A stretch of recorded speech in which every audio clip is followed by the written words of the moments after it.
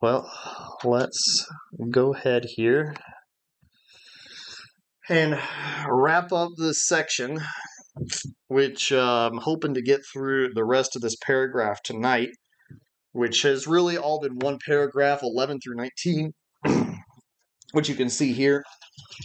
Verse 20 kind of begins a new section and begins a new discussion of what we shall say is the promise and the oath of Christ and the oath of the priesthood and the nature of how that has been understood through Christ. The fact that he's made changes to the law, that he has established a new, better covenant in a degree, comes up in verses 20 and down and is really the main theme of 8 and 9.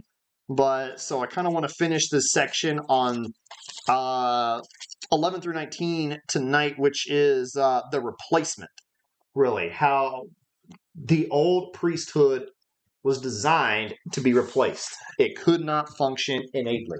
It was never supposed to function innately. And so last week we kind of looked at those two major points, which is that one, by very definition, if you're going to change the priesthood, you must change the law, which tells us a couple logical facts.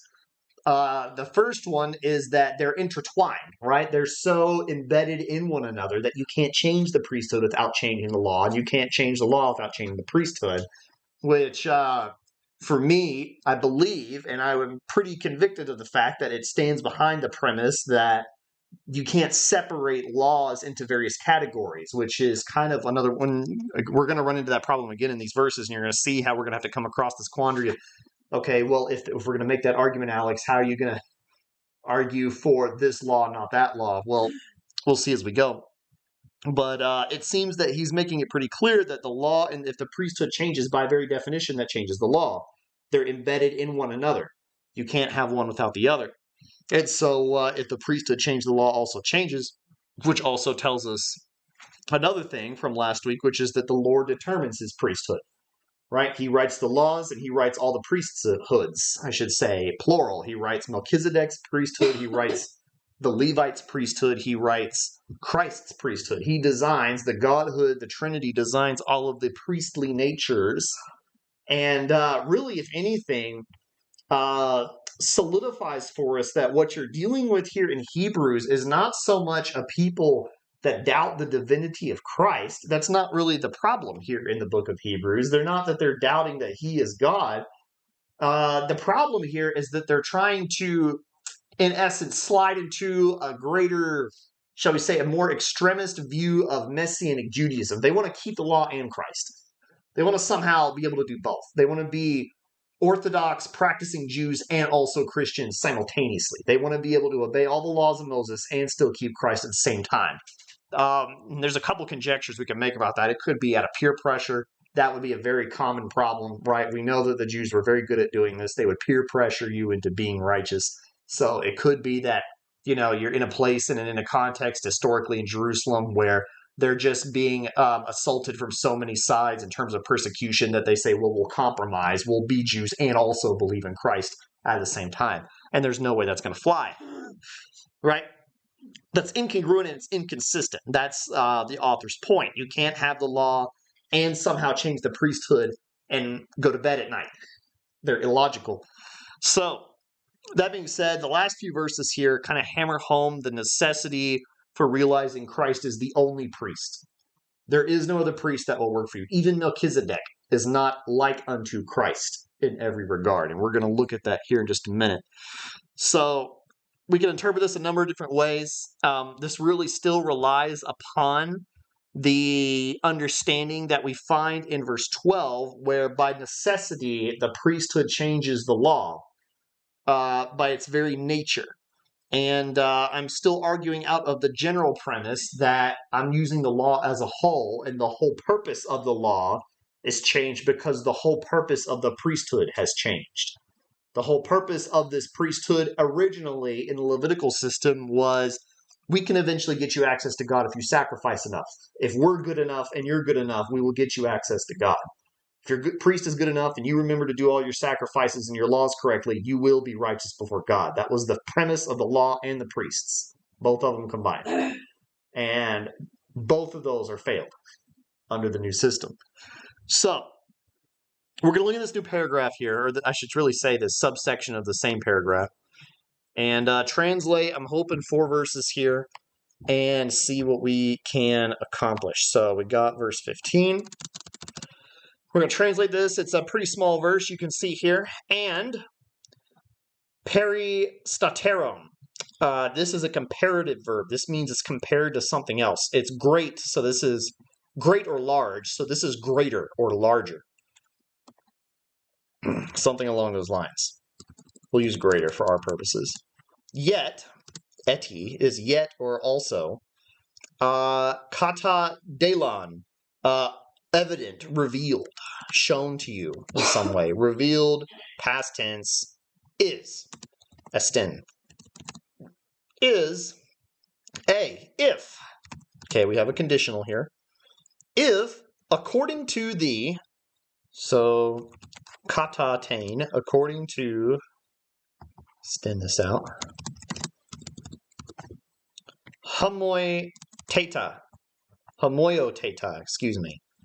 So this is a cognate word of like or same. This is to be like something or similar to something, but this is the noun. So this is like a likeness, an image of some sort. The likeness, then you see your capital letter probably. You probably already can identify part of that. Melchizedek. Melchizedek. Melchizedek. Right? You got 3 words here at the end. Anistatai. Anistatai has, this is past tense, so rise, to rise, but past tense. He rose. Erius, priest. Ateros, other, or another. So you can see this is very broken English here. In greater revealing yet is, if according to the likeness of Melchizedek, another priest rose. Right? He rose, another priest. So there's a couple things we can differentiate here. Some of the key words that we can immediately point out. Right? It is revealed. Right? Something's evident. Something has been revealed here. Something, he's giving this to you as proof of something. There's some kind of logical impetus that he's driving based on what he's about to say. You need to understand something that's been revealed to you if, that's a key word, right? Condition, what is the condition? If in a condition, another priest rose. Right? But this particular priest, if that priest rose according to a specific likeness, there's probably your other keyword. I mean, Melchizedek would definitely be a keyword, but I know we've hammered that several times, so I'm going to lay light on that particular word this time. But the likeness of Melchizedek is the order in which he rose, is according to how he rose. Now, this tells us a couple things right off the bat. The first thing is that this tells us, and this is kind of more of a side point, but you can also see that here he gives us the equivalent of Christ being in the likeness of Melchizedek, not actually Melchizedek. Now, this is kind of harping back to what we looked at earlier in verses 5 through 10, where the greatness of Melchizedek is kind of harped upon, right? How great Melchizedek is. He's got all these titles. He's the king of Salem, right? The king of peace. He's the king of righteousness. He has no ending of days. All these massive, glorious things are stated about Melchizedek, and there's kind of a theological problem that arises in some circles where they say, well, Melchizedek might have been Christ in Genesis 14, that he is a theophany of Christ. And this, we kind of see, destroys that argument. He was never Melchizedek. Now, he was designed to be risen in the likeness of Melchizedek, right? As the image of Melchizedek. There were certain emulations that he demonstrates characteristics like unto Melchizedek, and that is our major point. But we're going to get to that in just a minute. But for here, what I'm mostly interested in is, what is this evidence? He says, it's even greater evidence of something. Greater revealed it is. It's even more so evident to you. What is this relying upon? We're going to do a little syntax here. Because here's our verse. This is verse 15, right here. Right? In the likeness of Melchizedek, ending here. And we have to make kind of a logical point where we say, what is this evidence of? Okay, so the premise is that he rose in the likeness of Melchizedek. What's he trying to prove by that? What does he need you to understand? Why is it evident of something? What is that evidence of? Well, if we look back, we can trace a couple things, and there's several things in this paragraph that he's been trying to point out, right? And this is a new paragraph starting in verse 11, which we've already looked at. So I'm going to do a little bit of review here. But what is he trying to prove? That he needs to demonstrate to you that Melchizedek's likeness matters in Christ's incarnation and death and resurrection, and his priesthood and mediation.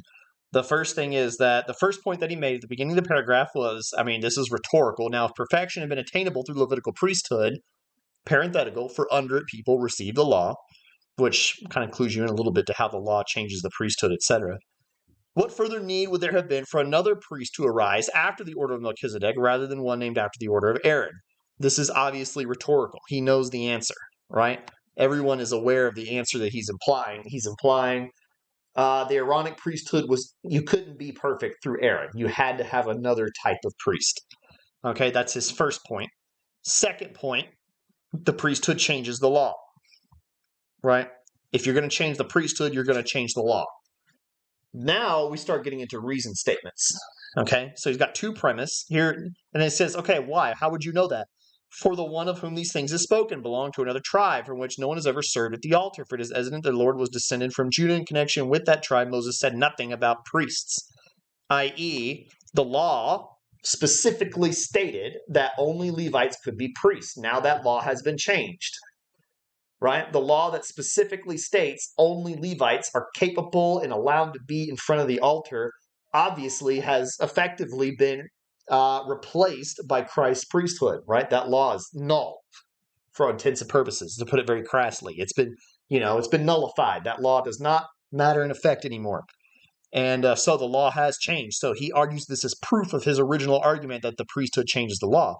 And then we get to a second statement. For this becomes even more evident when another priest arises in the likeness of Melchizedek, who has become a priest not on the basis of legal requirement concerning bodily descent, but on the power of, or by the power of indestructible life.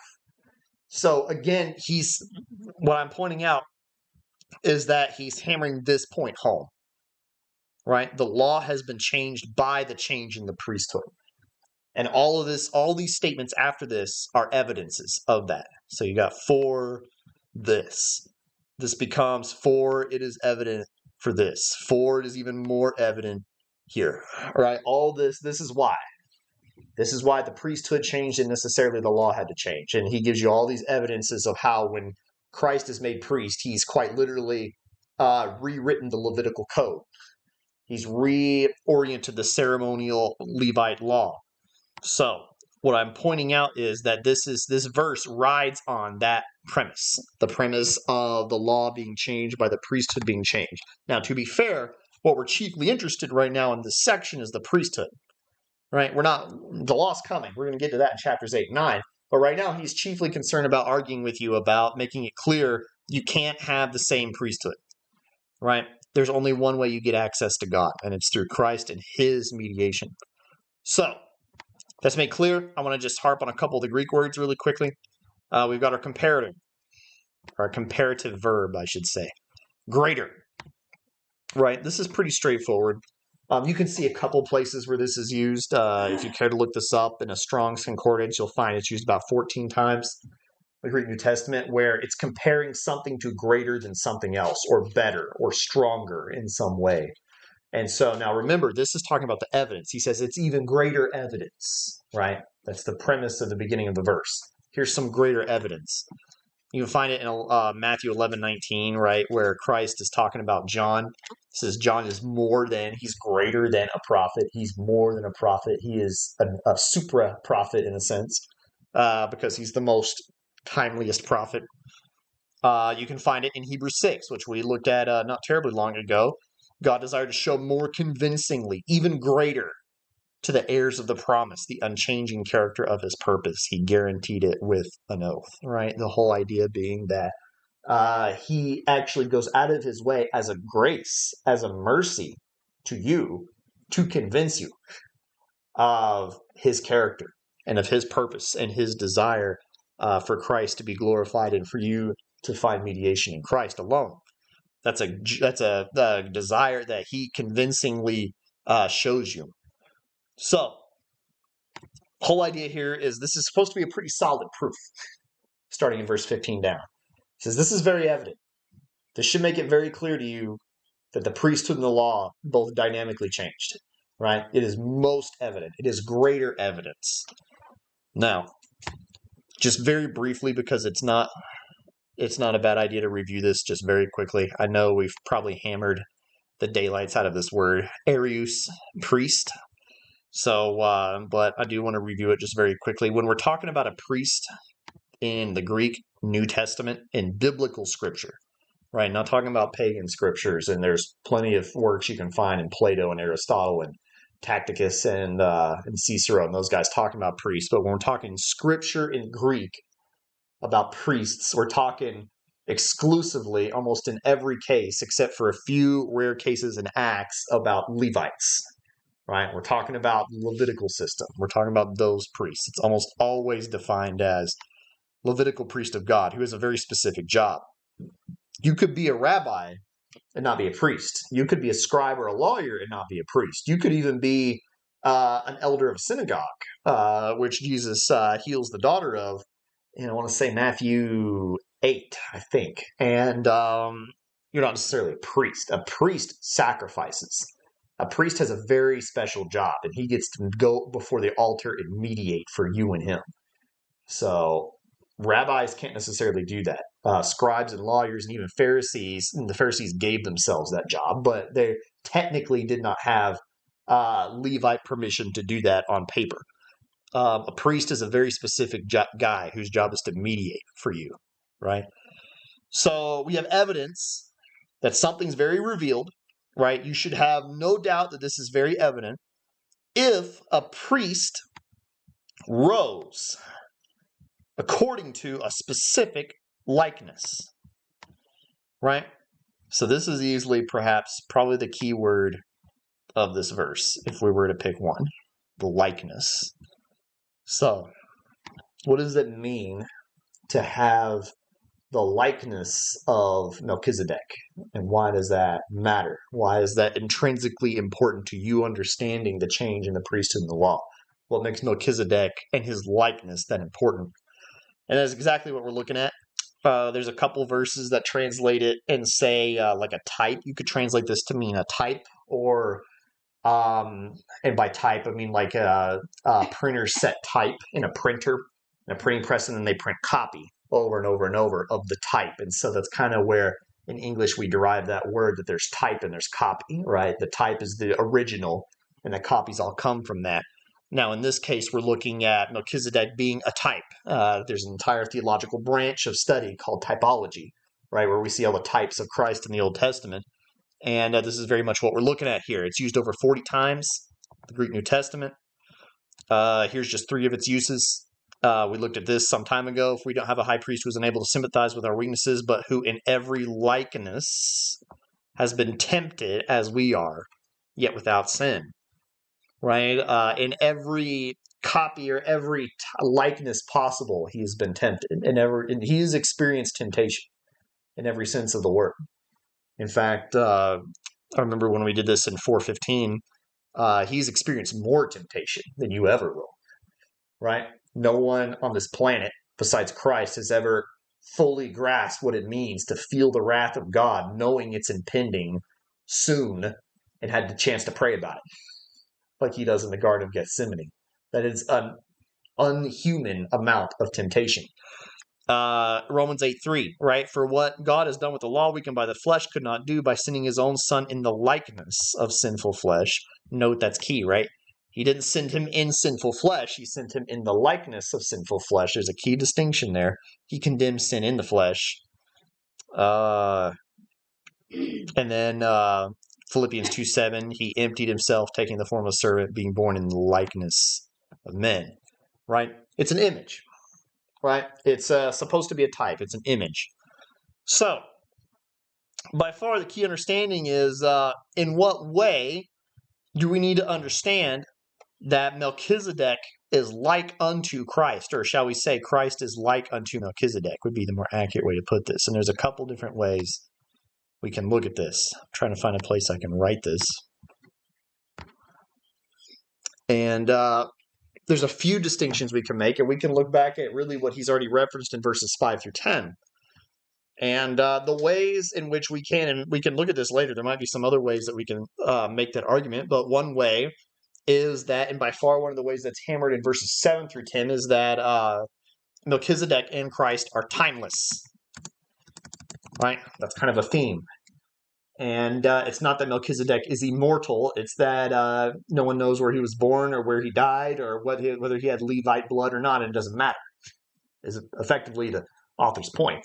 Right? It doesn't matter what his pedigree was. It doesn't matter when he lived or when he died. What mattered is that he was designated a priest by God in a story. So he's timeless.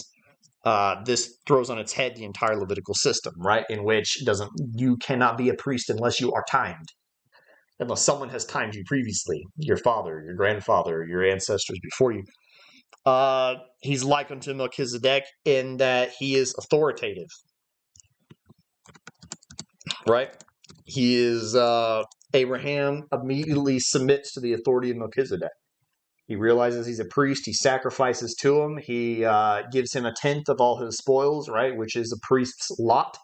That was a tradition begun all the way back in Genesis, and it's maintained, right? And so Abraham recognizes he's authoritative, and Christ is most certainly authoritative. And then finally, he is, I'm going to use the word external of the law. And what I mean by that is he is outside the law, right? Melchizedek doesn't need the Levitical law. Melchizedek doesn't matter to Melchizedek what the Levitical code was 1,000 years later, right?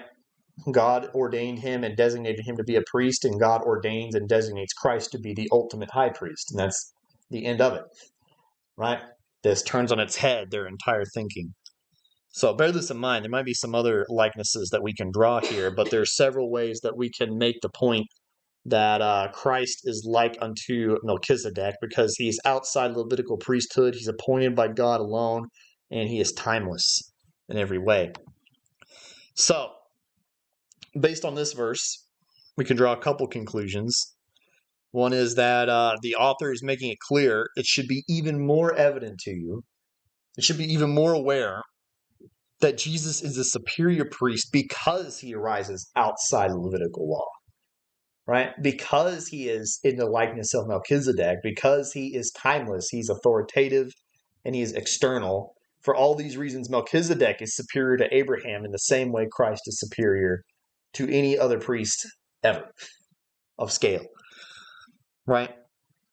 And so you could say, while this original law was set in place by God and determined by God, it became humanized over time. So this kind of becomes a logical problem, and this arises in, even to this day in Orthodox Jewish circles, they say, well, but God set up that law. God ordained and determined the law that said Levites should only be priests. He wrote that law. He put that law into place. So how then can we say that the law is ineffective? In what way? And we'll do more of this in discussion, but for my purposes now, we'll just say that while that law can be instituted by God and set in place by God, inevitably what came about is that not that God supernaturally, shall I say, injected himself in every possible iteration of the Levitical priesthood. It eventually became humanized. And what I mean by that is that over time, the Levites had children, and those children had children, those children had children, and God did not speak to every single one of those generations of Levites all the way down, and problems started to arise, right, when humans were left in charge of mediating. And those problems specifically arose in that their line became slowly erased over time. And not only that, but they weren't very good at it. They weren't good priests. And interestingly, to this author's point, it's not their moral problems and it's not their genetic failures that are his main problem. His problem is that they're mortal. They die. They inevitably run out of years to live and be priest. That is his big point that he makes over and over and over again, why Christ is superior. So let's look at these two verses, verses 16 and 17 here. And this will be brief because this has a statement we're already pretty familiar with that we've seen a few times. All right, this is a continuation of verse 15, which, so we got our little particles here right in the beginning. Which not, so os is a reflexive pronoun and who is a negative, so which not or no, according to kata naman. Naman is law. And then entoles, this is kind of a subsidiary of law, this is command. Or this, it could be translated teaching, but it also comes across as command. That's a pretty good translation too. It can be a command or a teaching. The law taught or the law commanded. Sarkines. Sarx is flesh. So this is the adjective. This is fleshly. And then we have gegonen. Having, this is ginumai is to be.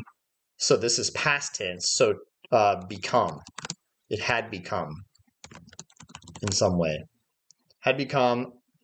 But now this is worth pointing out for Greek syntax purposes. This is an emphatic but. So there's a couple ways that Greek, that even in English, we kind of differentiate sentence work. If I say I went to the store and I went to the bank, that's considered a conjoined sentence, is what they call it. It's supposed to flow together. It's not supposed to stand out to you. If I say I went to the store, however, also the bank, you say, there's some kind of difference of contrast between going to the store and going to the bank. If I say I went to the store, but also I went to the bank, very emphatically, I'm making some kind of point of contrast, right? I'm trying to contrast the two for some reason, and that's what this is. This is a contrasting congenitive. This is a contrast of points. But according to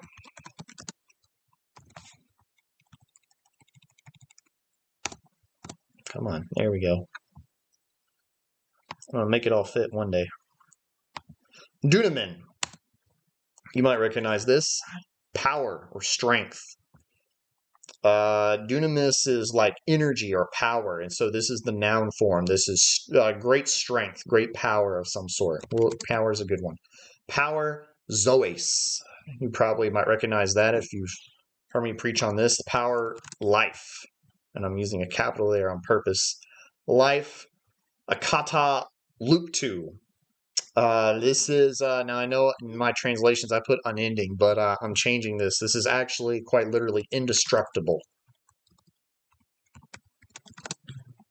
Power, life, indestructible, comma, marturetai, it is testified, or this is past tense, it is witnessed, testified, something like that. Gar hati suherius. So we're going to get to a quote here, and I'm going to probably put this on it, for that, and then we're starting a quote, and this time it's designated by the capital letter there that you probably see. So he's quoting something, and starting here, here's the quote. You, su, you, herius, priest. Ace, unto, ton onia, to the ages, unto the ages. Remember, that's our word for eternal, right? In Greek, they don't really have a word for expressing eternity. They just say for all the ages, for every age, all the possible ages. For the ages, according to Tain Toxine Melchizedek. According to the toxine is order.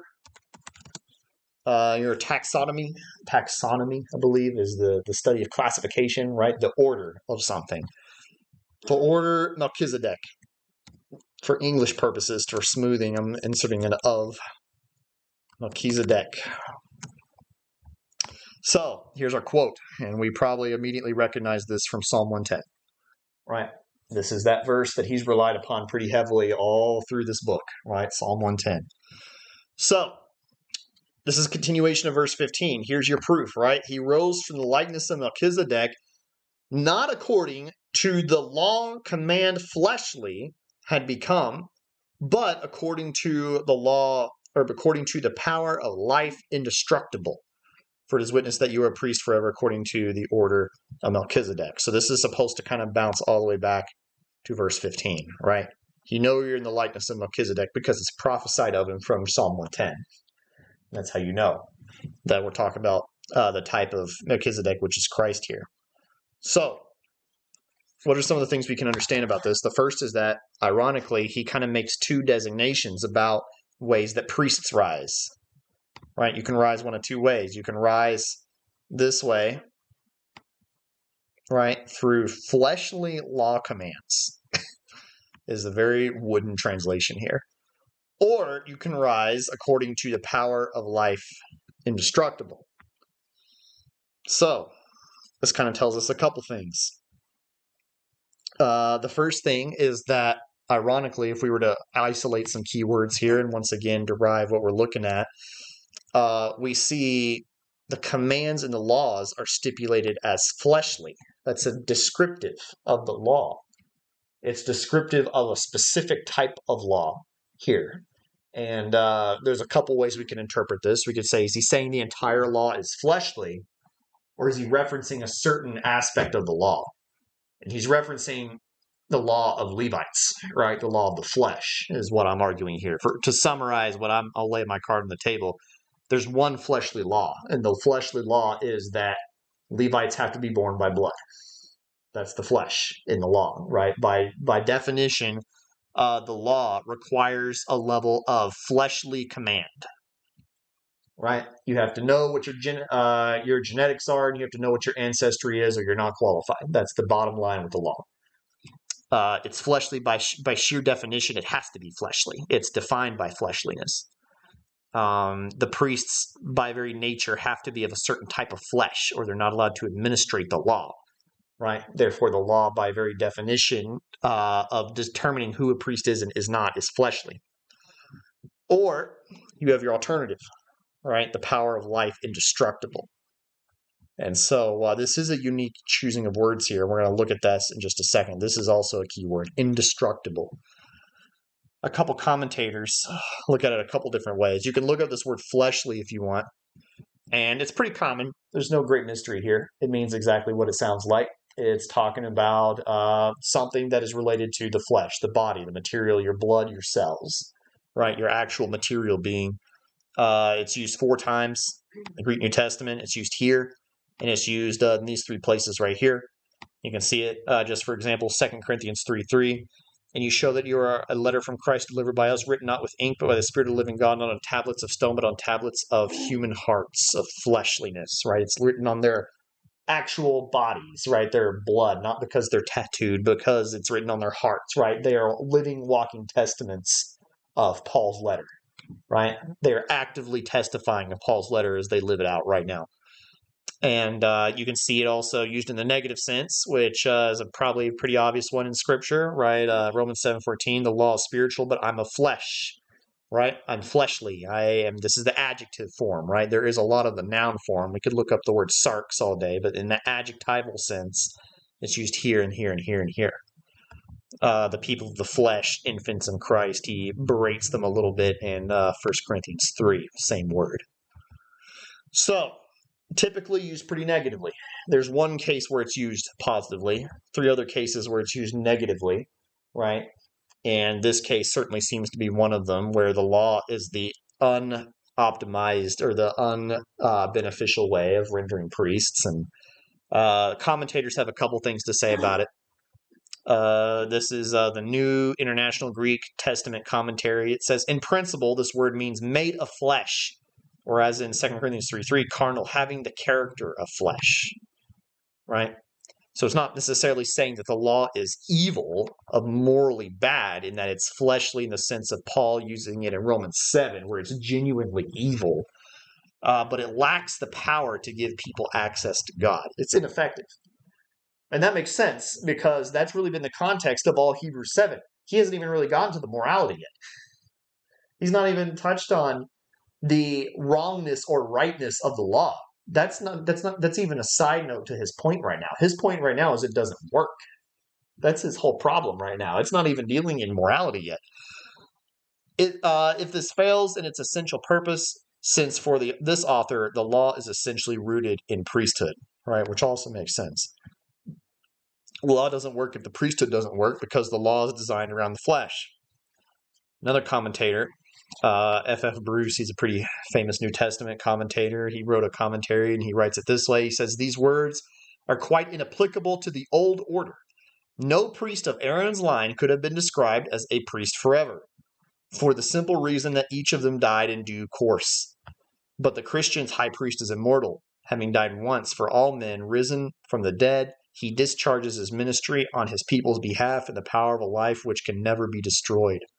The law which established the Aaronic priesthood is called a carnal commandment because it is a system of earth-bound rules and is concerned with the externalities of religion. The physical descent of the priests, a material shrine, animal sacrifices, and so forth." So this commentator actually makes another fantastic point. He kind of addresses this more broadly. He says it's a carnal commandment. It's a fleshly law, not just because priests are only determined by flesh, but also because the whole law, in essence, is kind of wrapped around flesh in a real sense. You got to kill animals if you want to pay for sin. You got to have literal physical altars that you bring them to, that you actually sacrifice and burn with fire these animals on, right? There was physical material stuff that had to happen that was real blood and flesh and cells that had to be burned and destroyed on multiple occasions to make the law work. Like everything else in the Levitical regime, the Aaronic order of the priesthood was marked by transience. It stands thus in contrast to the permanence and effectiveness of the priestly office of Christ. So that's effectively what we're looking at here. And we see that because the opposite, the good, right? So now the positive is framed as what? I know I missed it up wrong. When I wrote the slide, I should correct my own slides after the fact. This is not a good translation. Indestructible life. It is quite literally the word for indestructible. The priesthood that is sustained forever. So this word only shows up here. This is the only use of the word indestructible in the Greek New Testament, wherever I put it. Put it up here somewhere. Here we go. Akata luptuo. Apocalyptos is to destroy. Apocalypsis is the name of so like the apocalypse, right? The destruction. This is derived from that word apocalypto, but there's an A in the front of it, akata apocalypto, and so that's it's indestructible. It's undestroyable. It can't be destroyed in any way. This is done for a reason. He could have said eternal here, right, of the ages. He could have said unending. He's used that word before in this book. But here he specifically wants to highlight you cannot kill this life. Right? This is Christ's life. You cannot kill it. It is impossible to destroy, which is the opposite of the Levites. Right? You can kill them. You can hit them with swords. You can burn them. They will die. Right? Christ cannot die. He is forever. He will not change. His priesthood will never be subjugated to another different priest at any given time. His regime will not move, right? He is the forever priest. So the point of this is that the priests can die. They can be destroyed, but this priest cannot. So, and then these are very simple words right here towards the end. The power of life. Right? And we can interpret this a number of different ways. What's indestructible about Christ? In this case, what matters to this author is that he has the power of life. So, we could interpret this a number of ways also.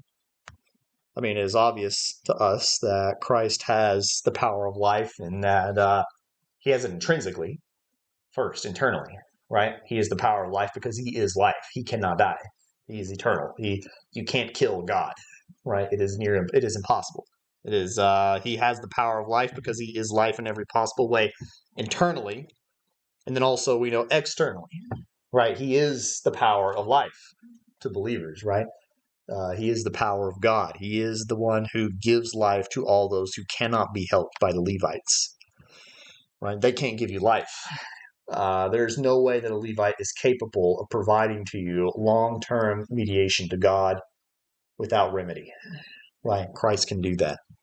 He has the power of life in every possible way, internally and externally. And this is stuff that no Levite can do.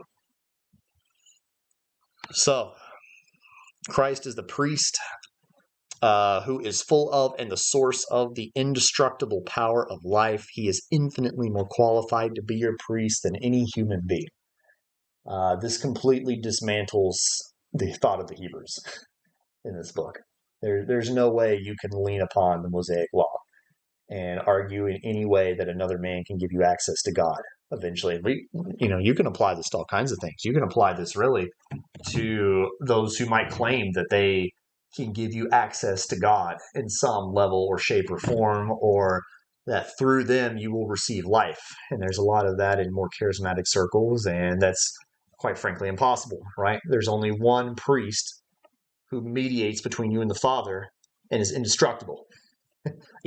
Let's even suppose hypothetically for a minute, very hypothetically, even if there was a prophet on this planet, even if someone was legitimately able to impart to you mediation from God here and now on this earth, you could kill him. He's made of flesh, right? He will eventually end on some level and prevent access to God again.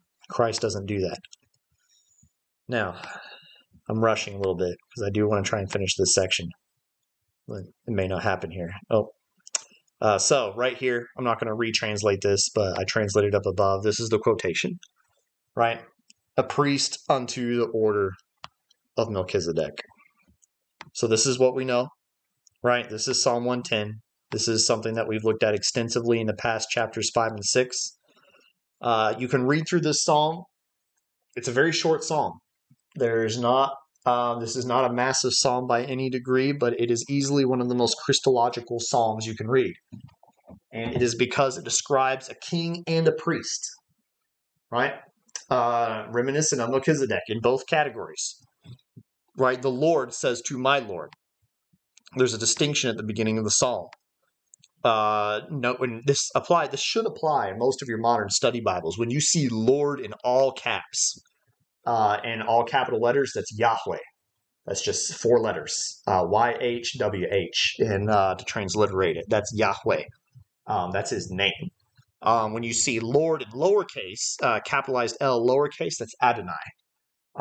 That's a Lord. You could apply that to anything. You could apply that to the Lord when we say the Lord, but you could also apply it to, the Lord of a city, or the Lord over a slave, or the Lord of a town, or something like that. It could be a very generic term, just like Lord is in our English language now.